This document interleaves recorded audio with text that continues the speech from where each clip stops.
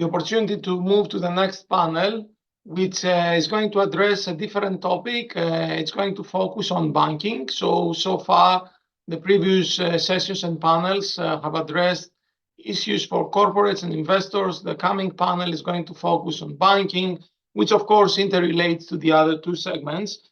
So without further delay, let me pass the floor to Mr. Orestis Chontoulidis. Orestis is a partner with EY, focusing on financial services and risk management. Orestis has a rich background and experience. All our panel moderators, as you may have noticed, and our session chairs are very experienced in the ESG field. He has spent a lot of time on risk management and how to integrate ESG risks in the financial sector. Orestis holds an MSc from MICMA from the University of Reading. The next 45 minutes are yours, Orestis, and to your distinguished panelists. Thanks a lot. Thank you. Thank you very much, Professor. And I hope you can see me and hear me well. Good afternoon to everyone in the audience. First of all, I'm very happy to be part of this year's conference and moderate this panel discussion, which will cover crucial aspects of sustainable finance. It has now been more than 5 years since the European Commission published its action plan on financing sustainable growth, setting European Union strategy on sustainable finance, and the roadmap for future work across the financial system. A fundamental component of that strategy relates to the EU Taxonomy framework, which effectively prescribes a common language for determining and labeling an economic activity as sustainable in the EU. And as a result, defining in detail the economic activities toward which financing should be directed in the years to come to support the transition of the economy within the EU. Now, banks have been working a lot around their sustainable finance frameworks and are required to comply with the EU Taxonomy regulation, among others. Regulatory and supervisory authorities are pushing towards ESG integration and the prevention of greenwashing. Corporates are struggling to decarbonize and achieve transition, seeking to obtain the necessary funding to do this. And of course, consultants are rushing to provide support to all parties across a number of strategic and technical matters. Considering this, I am delighted to facilitate the diverse panel that features really exceptional speakers with great experience on the subject matter, and each of them dealing with sustainable finance matters from a different perspective. So without further delay, please allow me to introduce the panelists at the order in which they will speak during the panel. We'll therefore start with Mr. Ioannis Petropoulos. Mr. Petropoulos is the head of risk strategy and ESG risk at Piraeus Bank since 2020. His expertise focuses on risk management and quantitative analytics. Prior to joining Piraeus Bank, he held management positions in various financial institutions and consulting companies in the UK and in Greece, leading cross-functional programs related to risk management, finance, and treasury. The second speaker is Ms. Dorota Wojnar. Ms. Wojnar is the head of ESG risk unit at the European Banking Authority since January 2022. She joined the EBA in 2014, initially working in the areas of credit risk and supervisory review and evaluation processes. Her career has been focused on banking and includes experience in both public and private sectors. Prior to joining the EBA, she was the head of risk management and IT unit in the internal audit department of one of the largest Polish banks. Our third panelist is Mr. Ian Smith. Mr. Smith is head of the EBRD Green Financial Systems team that covers EBRD operations in the European Union, Western Balkans, and Eastern Europe. He delivers investment and policy support to the financial sector to help identify and manage climate-related risks and opportunities. This helps accelerate low carbon and climate-resilient financing in alignment with the goals of the Paris Agreement. Ian has a bachelor's degree in chemical and energy resource engineering and a master's degree in energy and environmental economics. He has more than 25 years of experience in delivering climate-related investments and policies, 15 of those with the EBRD. And last but not least, we have in the panel Ms. Kiara Konti. Ms. Konti is a partner at EY Greece. She leads EY's climate change and sustainability services practice, both in Greece and the Central, Eastern, and Southern Europe and Central Asia region. She has subject matter knowledge and 19 years of experience in sustainability consulting and assurance services across a series of ESG aspects, including decarbonization, circular economy, social impacts, and sustainable finance. Since 2006, Kiara has published a number of articles on ESG, has contributed to international book publications on sustainability, is a regular speaker in sustainability conferences and events, and has provided a series of open and in-house training courses on the subject. So I must say this is a quite impressive panel composition, so a big thank you to all four of you for the participation. We are now going into the exciting part of the panel, the one during which I will do the least of the talking. So let's initiate the first set of questions, starting with Mr. Petropoulos. So, Yanni, I understand that banks have been working intensively in the incorporation of climate and other environmental factors in their strategy setting, planning activities, as well as in their day-to-day operations. Initially focusing on C&E risks, but lately also on the development of sustainable finance framework and the growth of the sustainable portion of their portfolio. ESG disclosures have been substantially enriched, in particular the ones related to the climate and environmental impacts from the bank's financings. In this context, could you please elaborate a bit on how the EU taxonomy regulation has influenced the bank's sustainable finance framework, and also outline your experience and any key challenges from the first green asset ratio disclosure as of December 2023? Sure. Thank you, Orestis. Good afternoon all. Thank you for your kind introduction and your question. Indeed, the EU taxonomy regulation has significantly influenced our sustainable finance framework. In fact, it's right in the heart of it by providing a clear and standardized classification system for environmentally sustainable economic activities upon which we build. It has allowed us to standardize our approach to identifying and categorizing green projects and investments, ensuring consistency across our operations. By adhering to the taxonomy, we can provide greater transparency to our stakeholders, including investors, clients, and regulatory bodies. The adaptation of the taxonomy has also showcased the need for capacity building in certain key banks' functions, like the business and the first line of defense, and necessitated extensive training for our staff to ensure they understand and can effectively implement its technical assessment criteria. This has certainly boosted the culture of sustainability within the bank, where employees are more knowledgeable and engaged in sustainable finance practices.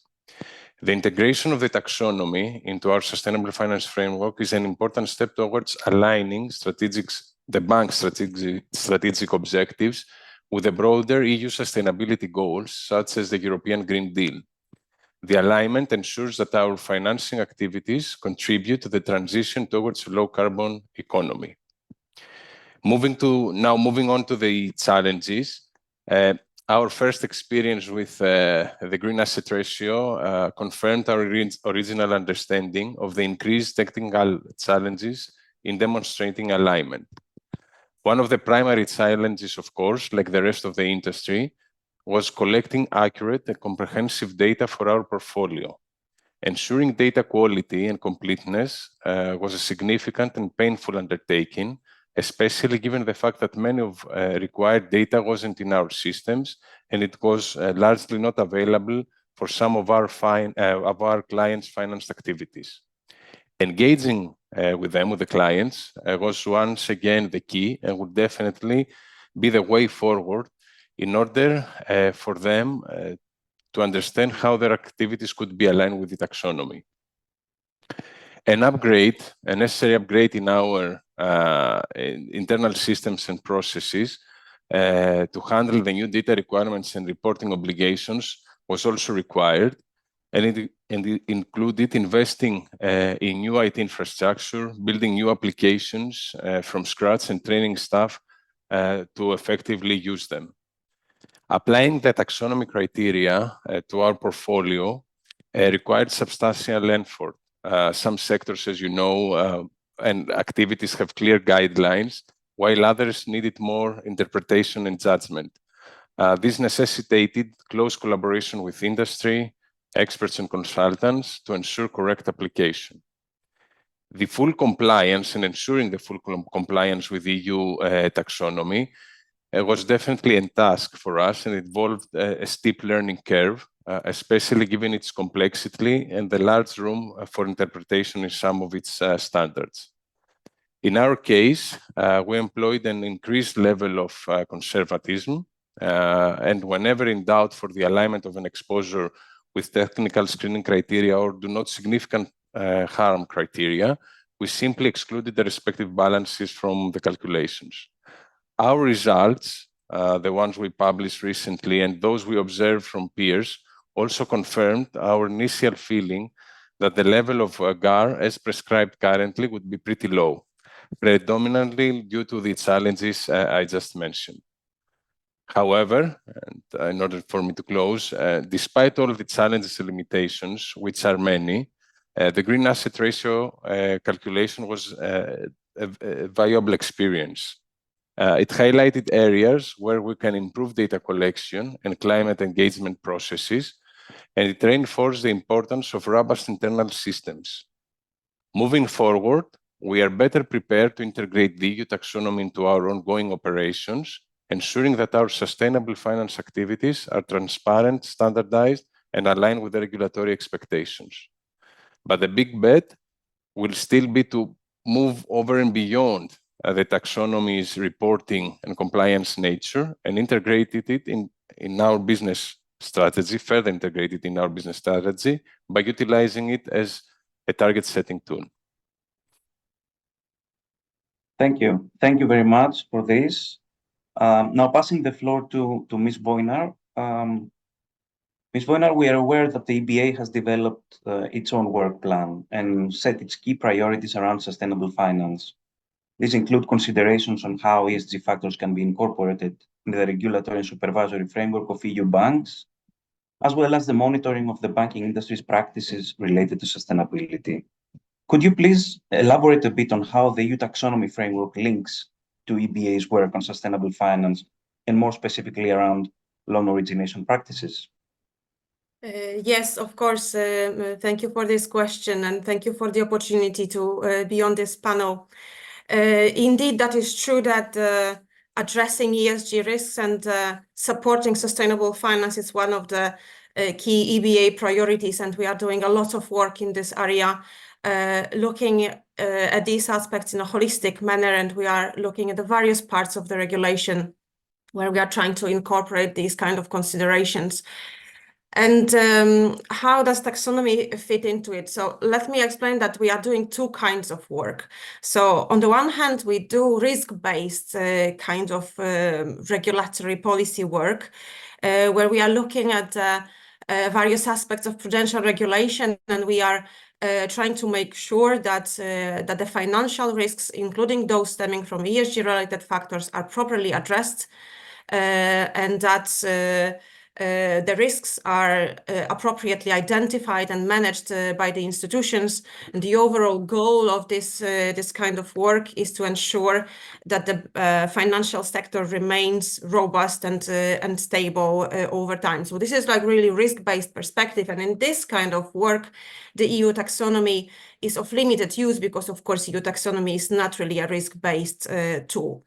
But on the other hand, we are also doing quite a lot of work to support the development of sound practices in the area of sustainable finance. And we are looking at various aspects related to labeling of green and sustainable products, greenwashing, and these kind of topics. And here, the EU taxonomy is key. And this is really providing a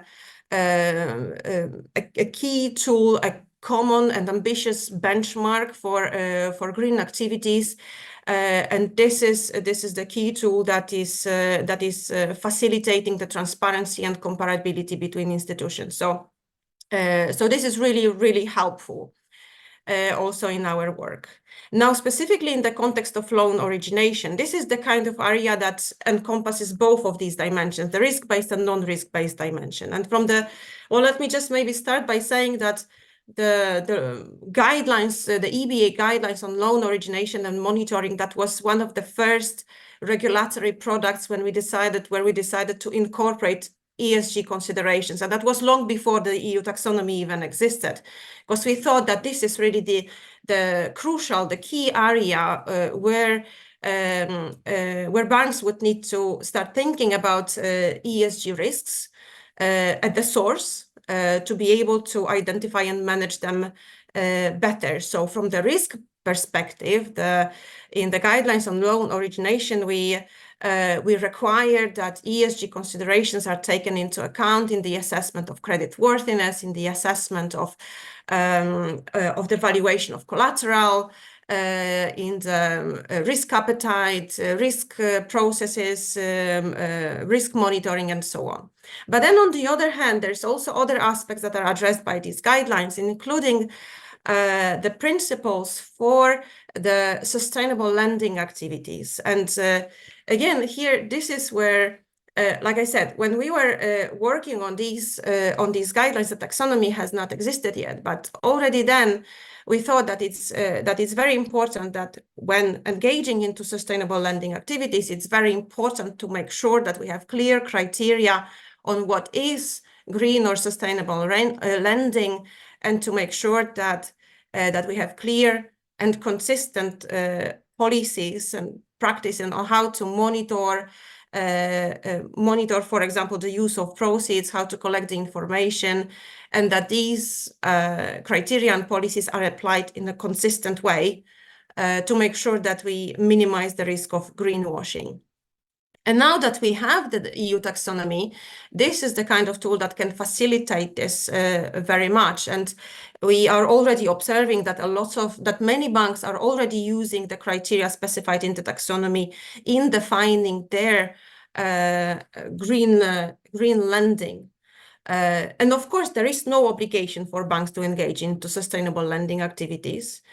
There is also no obligation to base the definition of that internally on the taxonomy, but it is a helpful tool to do that, and it does help to provide the very much needed transparency and comparability and clarity for the consumers, for the public, for the investors, and for all the stakeholders that are interested in that. So even if sometimes there is a need to go beyond taxonomy, because of course it is an ambitious tool and it does provide certain challenges. So we do understand that sometimes it is necessary to go beyond that, especially in the context of financing the transition towards sustainable economy for the activities that may not yet be aligned with the taxonomy. Then still, I think it is important to make sure that the criteria, whatever they are sufficiently ambitious, and that the communication about them is precise enough to minimize the risk of greenwashing related to that. Thank you. Thank you very much. I will now shoot the next question to Mr. Smith. Mr. Smith, hopefully most people in the audience are aware of EBRD's role in supporting economic growth, various countries and regions, with particular focus on targeted investments. I also did a bit of homework before this panel and noticed EBRD's green economy transition approach, with which you help build green, low carbon and resilient economies. EBRD's website mentions that it expects to increase green financing to more than 50% of its annual business volume by 2025.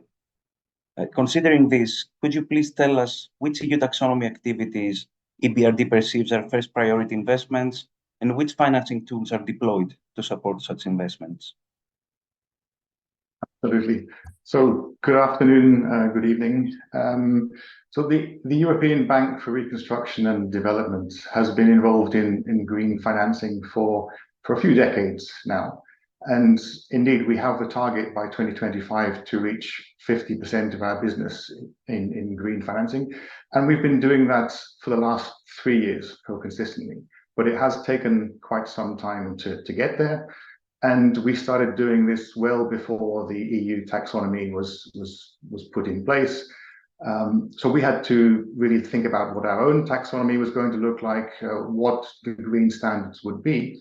And that actually put us in quite a good place. So we had a number of our technical experts who were part of the technical expert group advising on the EU taxonomy. That was good in that we were able to help to drive the levels of ambition, but also make sure that those ambition levels were achievable, which really helped us to think about how to drive forward these green investments. And it gave us a little bit of an insight, an early insight as to what was coming and the types of standards that we should be pushing to our clients. So where we see the real sort of benefits is in the industrial sectors. So some of these, the larger corporates that we work with, it's really challenging to help them to understand what is the level of ambition that they should have. So the taxonomy performance indicators there are really helpful.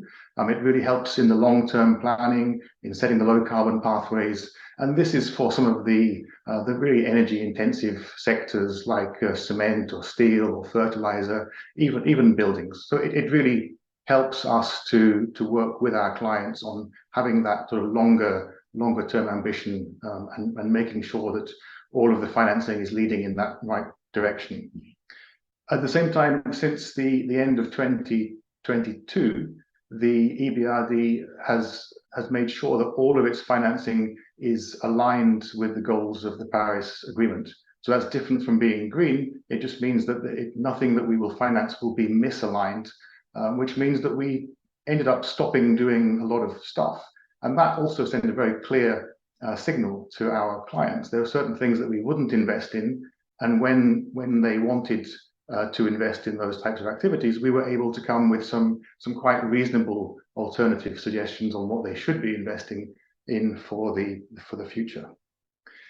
Now, where the taxonomy has been less supportive is when we finance technologies. So often we finance companies, large capex projects. It becomes quite obvious what to do.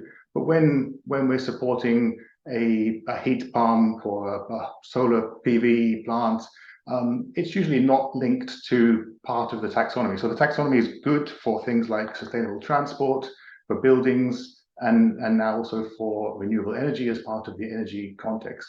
But for other technology-based financing, that becomes quite challenging. And the EBRD does just slightly under half of its business through local financial institutions. So we provide funding to help those financial institutions support small businesses and households. And much of what they invest in is technology-based. So it's quite difficult to then link a taxonomy in terms of sector approaches and sector benchmarks into what those technologies will do. So in that respect, we, as many other financiers have done, is we've also developed a technology-based solution. So we have a green technology selector, looking at the top performing technologies in their different categories, which really helps to drive that level of ambition forward into those smaller investments as well. I think I'll stop there. Thank you. Thank you very much. And we can now complete the first round of questions with Ms. Konti. Kiara, considering your cross-sectoral experience and understanding of sustainability matters, what do you think are the key challenges that banks need to overcome to properly implement EU taxonomy requirements? And what is the key differentiation versus EU taxonomy implementation by corporates? Thank you, Orestis. Good evening, everyone. I'll start with the challenges. I think most of them have already been discussed, including the data challenge, obviously. But taking a step back, I think what's really important to point out here is that both for the banks and for corporates, one big common element here is that they are both addressing EU taxonomy alignment assessments reactively, meaning that they go back to the portfolio, or corporates go back to their economic activities and try to link things together without any plans, in essence. So what we're expecting to see is, as Mr. Petropoulos said, lower GAR ratios for the banks and lower alignment for the corporates. But moving forward, what's important is to make sure that the transition plans are there. And by remembering also that this is a CSRD requirement, having specific transition plans, both for climate, biodiversity, and all the taxonomy objectives, in essence means how you proactively make sure that the alignment takes place. So that's a common, I think, challenge that the maturity of both FS and non-FS sectors are facing at the moment. And to elaborate a bit on that, I think what lies behind the lack of these transition plans is the lack of the proper prioritization of strategic objectives across the EU environmental objectives. What I mean here is that not all banking institutions or all corporates need to be to a high degree aligned to all of these objectives, depending on the business model, depending on the risks and opportunities. Obviously, the strategy and strategic KPIs will differ. Some of them will push forward more towards climate, either climate and biodiversity, and so forth. So I think that's a good context to realize that taxonomy is not, you must have everything there now, but it takes time, it takes transition plans, it takes prioritization activities, strategic focus, target setting, and so forth in order to be able to be more aligned in the future. I'll stop here. I know we're a bit short in time, and I can elaborate on the second round. Indeed, we are. These are very interesting topics, but still the time is ruthless. So thank you very much. Before we initiate the second round of questions, I'm aware we have prepared the poll question for the audience. So let's take a quick look at that, if possible.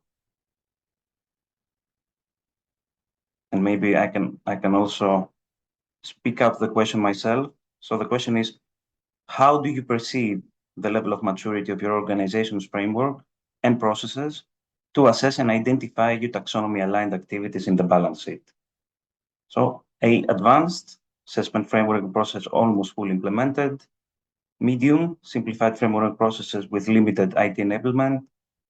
Low, design progressed but implementation not started yet. And then D, hopefully not too many Ds, but we'll see. So the poll will remain open for some minutes, and we will come back to the results at the end of the panel discussion in order to save some time. I suggest we proceed with the second round of questions. Now, again, starting with Mr. Petropoulos. So we have already mentioned that banks' disclosures as of December 2023 revealed pretty low GAR levels, meaning low single digits in terms of alignment percentages, due to the strict criteria prescribed by the EU taxonomy framework. Taking into consideration how strict the definition of sustainable is within the EU taxonomy regulation, how does the bank integrate sustainable financing into business origination, and how does the bank expect to grow the sustainable portion of its balance sheet in the future? Thank you, Orestis. While undoubtedly the green asset ratio is an important step towards improving transparency, I think we're going to agree on that, it will not be able to tell the whole story of the transition efforts of banks. The criteria of the EU taxonomy are strict and exclude a large volume of activities contributing to the transition of the economy. Due to its coverage, design, and limitation in usability, the green asset ratio cannot and should not be considered as a sole indicator of progress on meeting institution sustainability commitments.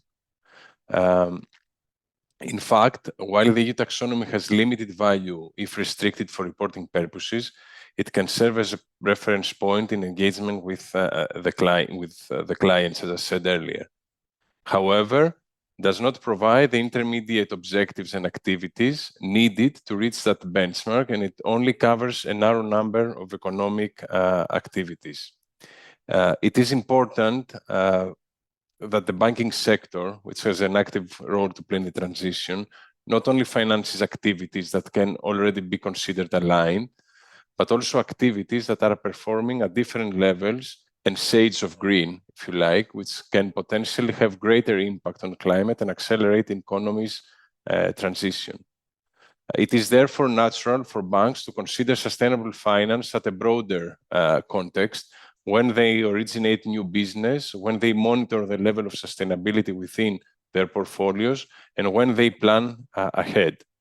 This is why within our sustainable finance framework, we have applied a tiering approach where the EU taxonomy aligned assets sits right in the heart of it, as I mentioned earlier, and constitutes the first tier, with additional 2 tiers designed to capture those financing elements that are clearly supporting the transition of the economy to a more sustainable status, as well as other financing elements that are objectively supporting other sustainable development goals over and above climate and environmental objectives.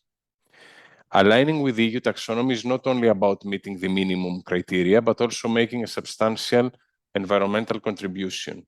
We aspire, through also our sustainable finance framework and activities, to exceed the requirements where possible and demonstrate a commitment to sustainability. By going above and beyond, we not only contribute to a sustainable future, but also enhance our business resilience. Thank you. Thank you very much, Yanni. And now back to you, Mrs. Wojnar. As far as I understand, the EBA has no direct role in overseeing the proper implementation of EU taxonomy regulation. But from an ESG risk perspective, it is something that you intend to monitor, at least in the context of greenwashing. So as already mentioned, banks have employed increased conservatism in the first GAR disclosures. Given the perceived limitation of the GAR indicator at the moment, could you please explain if the EBA intends to monitor additional metrics over and above the GAR to evaluate and benchmark the quality of the bank's balances from a sustainability perspective? Mm-hmm. Yes, of course. Let me maybe just start with responding to concerns that GAR figures are very low. And well, it is indeed the case, but I wouldn't worry about it too much, at least not at this stage. And let me explain why. First, EU taxonomy is clearly a very ambitious standard. It provides like high standards, strict criteria, and we know that this is an ambitious target, an ambitious benchmark. And we also all know that especially now still at the beginning, there are still quite a lot of challenges, including data challenges to fully apply the assessments against the taxonomy criteria. So I think that nobody reasonably expected the GAR figures to be particularly high, and especially not in the first reporting period. So there is no disappointment element in this sense. Now, second, I think it's actually a positive signal that banks are applying cautious approaches to calculating the GAR, because it means that they are treating the taxonomy criteria seriously and that they are mindful of the greenwashing risk. So I think that this is good, and it can only work. The taxonomy can only work if indeed the criteria are applied in a faithful and consistent manner. So I think here the cautious approach is something that can be supported. And finally, also, I fully agree with what Ioannis said. GAR is not a miracle figure that can explain everything. And GAR is, of course, accompanied by a qualitative narrative that has to be read together with it. It's actually very important in this particular context, because we know that by construction, GAR is not a fully comparable measure either, and it may be influenced by certain aspects of a business model, for example, a particularly big business with SMEs or large volumes of exposures towards non-EU counterparties. So these aspects, they have to be explained in the qualitative narrative that accompanies the GAR disclosures. And only this can allow the correct interpretation of the figures. But of course, GAR is not enough. It only provides a partial picture. It cannot explain fully all the aspects of sustainability on the balance sheet of the banks. So we also have a need to look at other measures, the qualitative, as I already mentioned, but also other quantitative measures. And for that reason, we included in the standards for the Pillar 3 disclosures, apart from GAR, we included also what we call BTAR or BTAR, however it's called, the Banking Book Taxonomy Alignment Ratio, which is similar to GAR but expands towards SME exposures, which is a big difference, at least in some cases. And on top of that, we also include what we call other mitigating actions, which basically means that banks are requested to disclose any other green or sustainable or sustainability-linked bonds and loans that they might have on their balance sheet, even if they do not align with the EU taxonomy, but they follow different type of criteria. And again, this is accompanied by the qualitative explanation of what is the nature of these kind of exposures and instruments. So I think when reading all of this together, GAR and other metrics and qualitative information, only this way we can really have the full picture of the position of a given bank in terms of sustainability and also in terms of its strategies and policies and exposures on the balance sheet. I'll stop. Thank you. Thank you very much. And conscious of time, I'm moving quickly to the second question to Mr. Smith. With respect to EU taxonomy implementation, many banks refer to significant operational challenges in ensuring that all the technical screening criteria and do no significant harm conditions are met. And some industry participants argue that this may be hampering the bank's effort to increase sustainable financing within their balance sheets. In what ways do you believe that EBRD could collaborate with the private sector and support the growth of funding that is EU taxonomy aligned? And apart from identifying eligible funding opportunities, would EBRD be able to also help with the operational complexity of evaluating EU taxonomy alignment?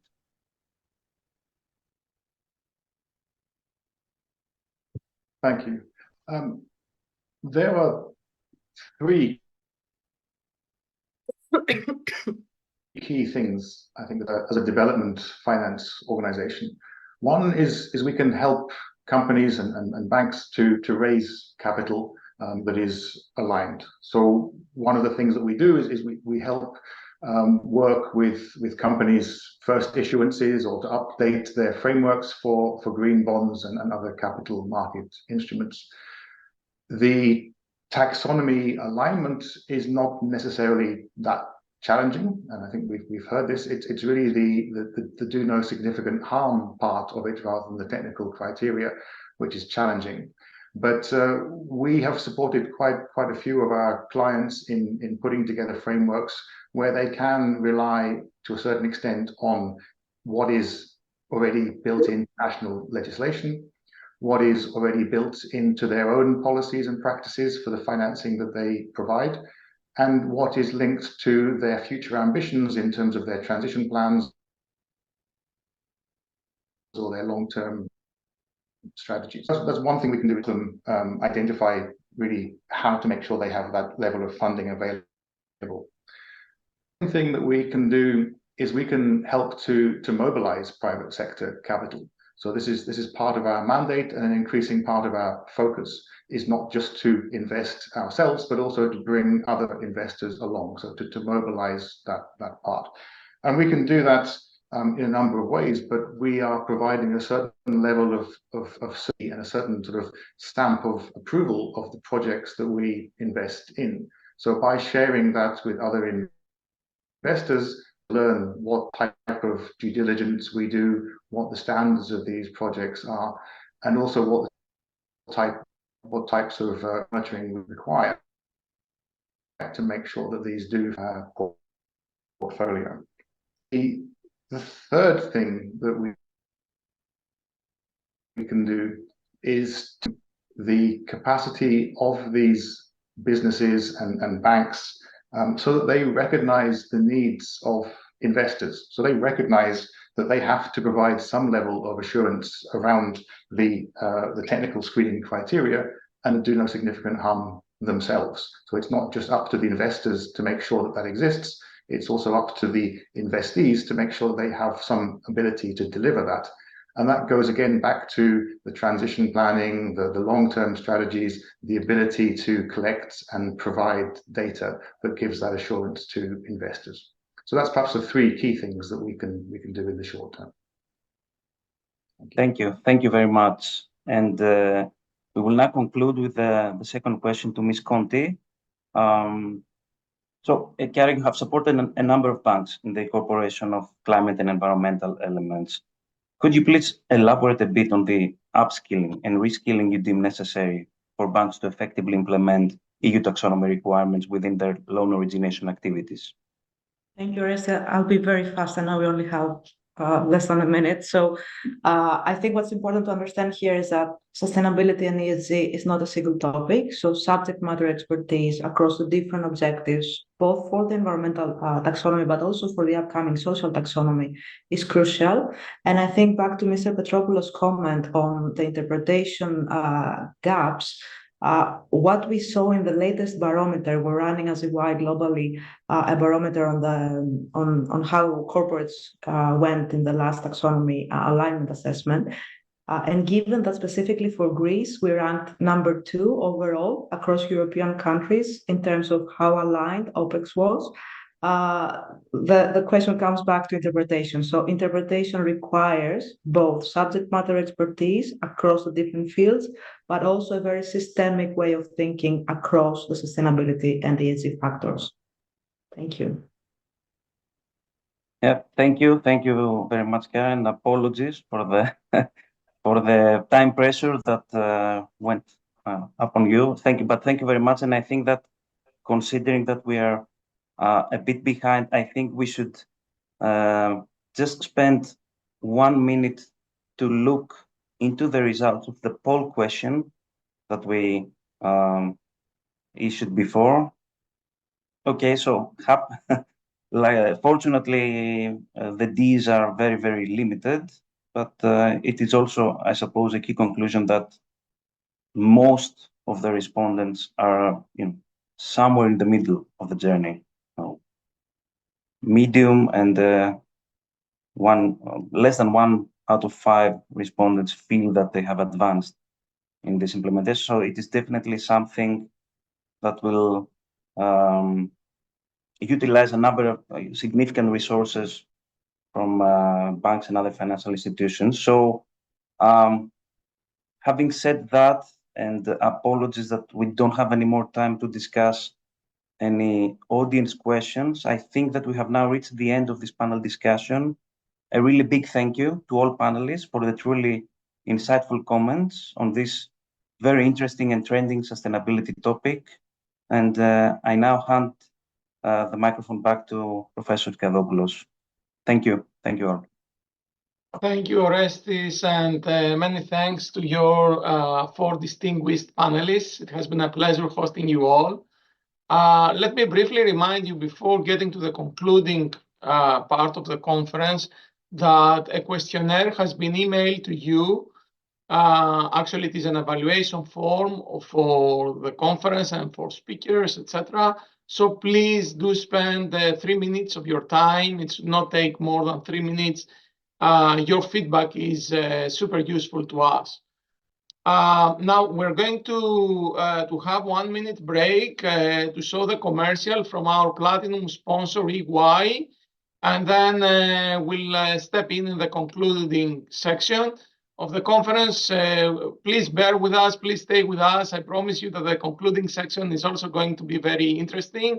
So we'll be back in about 1.5 minutes. Thank you.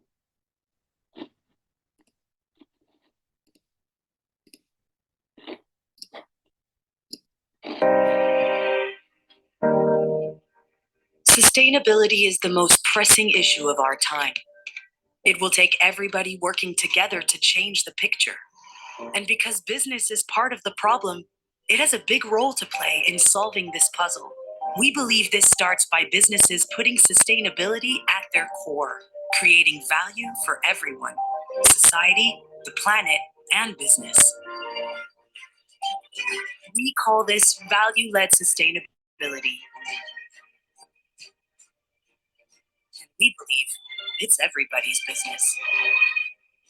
It's everybody's business because to make it succeed, we all need to work together across business, government, finance, industry, and society, and across sectors, borders, and nations. Using all of humanity's ingenuity and innovation to deliver a better working world.